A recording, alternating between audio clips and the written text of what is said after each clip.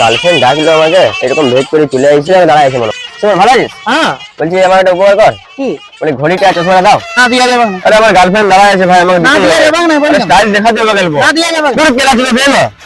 এখন লোটা কত দাঁড়ায় আছে ভাই। না না না দে, দে। প্যান্ট নেবি না, প্যান্ট নেবো। প্যান্ট লে ঘুরে লে চশমা, চশমা। বলো গো হ্যাঁ ভালো। কি হচ্ছে?